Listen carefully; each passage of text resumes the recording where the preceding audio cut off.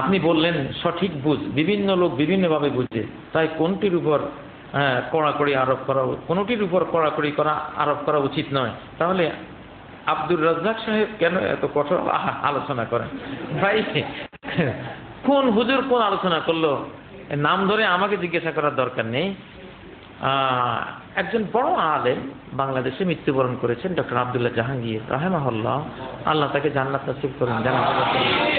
একজন জিনিয়াস আলেম, জেনুইন আলেম।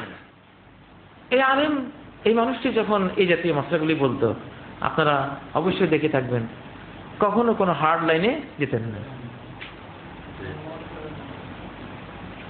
আমরা বলতে পারি, হ্যাঁ, নাভির নিচে হাত যারা বাঁধেন তারা তো সহি, তারা তো হাদিসটাকে সহি মনে করেই মানেন, তাদের কাছে এটাই সহি। আমরা ব্যাপক পর্যালোচনা করে দেখলাম যে আসলে ওইটা সহি নাকি, তারা সহি মনে করছে, আমল করছে। আমরা তাদেরকে একটু বলতে পারি, ভাই ওই হাদিসটা কিন্তু আসলে সহি না, এর বেশি কিছু বলতে পারার কোনো অধিকার নাই, কোনো অধিকার নাই। আমিন আসতে বলেছে, তারা মনে করে আমিন আসতে বলাটাই বেশি সুন্নাহ, বেশি সওয়াবের কাজ। হ্যাঁ, এবং কিছু হাদিস তো এরকম ব্যাখ্যা করার অবকাশ আছে, সেখানে আমিন জোরে বলবে না আসতে বলবে, এরকম কোনো রেওয়ায়েত নেই। মুখাফাতা আসতে বলারও দুই একটা রেওয়ায়েত আছে, যদিও দুর্বল। হানাফি ওলামারাও বলেছেন অনেকেই যে আমিন জোরে বলার হাদিসগুলি বেশি স্ট্রং, বেশি সহি, এটা ওনারাও বলেছেন। তারপরে অতীত থেকে একদল লোক হাদিসকে কেন্দ্র করে তারা বুঝেছে যে এটা আসতে বলাটা বেশি ভালো। ঠিক আছে, ওদেরকে তুমি এতটুকু বলতে পারো যে ভাই ওই বুঝটা আসলে তোমাদের সহি না, সহি হলো এইটা। এর বাইরে কঠোর কোনো ভূমিকা নেওয়া আদৌ এগুলি বৈধ না। এইসব মাসালা এগুলি সুন্নাহ, এগুলি মুস্তাহাব, খুবই কোনো ফরজ না, কোনো ফরজ।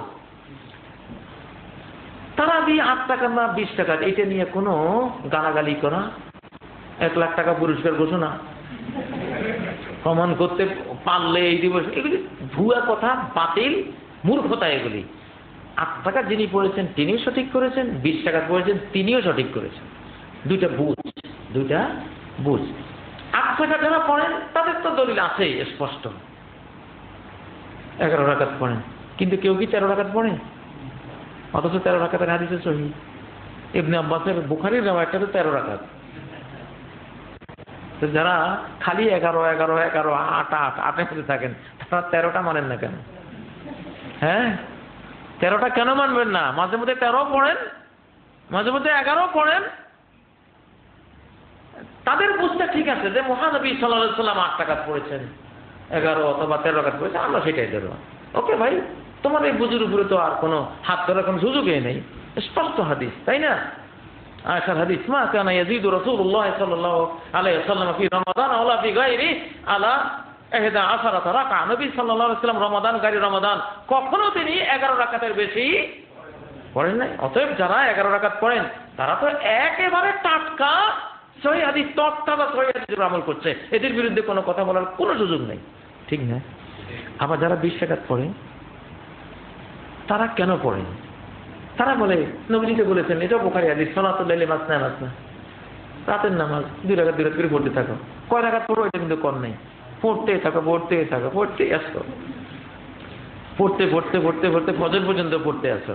যা খাসিটা সভা এখন বোর হওয়ার আশঙ্কা দেখা দিচ্ছে, আওতের বেওয়াহিদা, এবার 1 রাকাত পড়ো। পিছনে কয় রাকাত থেকে এটার কোনো খোঁজ খবর নাই। তাহলে এই হাদিসটা স্পষ্ট দলিল যে 18 রাকাত পড়লেও সমস্যা নাই, 20 রাকাত পড়লেও সমস্যা নাই, 40 রাকাত পড়লেও সমস্যা নাই, 60 রাকাত পড়লেও কোনো সমস্যা নেই। মাসনা চলছে। একটা বুঝ এখানে আসছে। এখানে আরেকটা বুঝ তারা বুঝছেন যে 11 রাকাত ওলারা শুধু কোয়ান্টিটি নিয়েছে, সংখ্যাটা নিয়েছে। নবীজির 1 রাকাতে যে সূরা বাকারা শেষ, সূরা আলে ইমরান শেষ, সূরা নিসা পর্যন্ত শেষ, 286 আয়াতের সবচেয়ে বড় সূরা শেষ, তারপর 176 আয়াতের সূরাটি শেষ, 200 আয়াতের সূরাটি শেষ, 1 রাকাতে বা 700 আয়াত। আল্লাহু আকবার, যেটা আমরা 5 রাকাতেও পরিশোধ করতে পারি না। তোমরা খালি 8 রাকাত নিছো, কোয়ান্টিটি নিছো, সংখ্যা নিছো, কোয়ালিটি কই নিলা? নবীজির 8 রাকাতে চলে যাইতো 6 ঘন্টা, রাতের কয় ঘন্টা? 6 ঘন্টা। 8 ঘন্টাও চলে যেত কোনো কোনো রাত্রে। 8 টাকাতে 8 ঘন্টা শেষ। তোমার 8 টাকাতে গেছে 1 ঘন্টা। হ্যাঁ, 8টা ইয়া বড় বড় রুই মাছ আর 8টা কেসকি মাছ কি এক সমান হইল? তুমি নবীজির 8টা রুই মাছকে এক পাল্লা দিয়া কেসকি মাছ 8টা ধরিয়ে নি কবে সমান হয়ে গেছে, সমান হয়ে গেছে। আমার মতো সহি সুন্নাহওয়ালা আর কে? কেসকি মাছওয়ালা। তুমি রুই মাছের লগে কেসকি মাছ 8টা জোড়াই দিলে। এগুলি নিয়ে লাফালাফি করা, যারাই লাফালাফি করে জ্ঞানের স্বল্পতা, কোনো লাফালাফি নেই। 8 টাকা তো ঠিক আছে, 20 টাকা যারা পড়ে তারাও মাসনা সালাতুল লাইলি মাসনা 2 করে চলছে। সমস্যা কি? আপনার সমস্যা কি? এটা নফল। আল মুতাতাওয়্যি আমিরুন আলা নাফসিহি, যিনি নফল পড়েন তিনি নিজের আমির, নিচে একটু বাড়তি পড়লে সমস্যাটা কি? এই সব জিনিস যেখানে ইখতিলাফ হতে পারে, বুঝের বিভিন্নতা হতে পারে।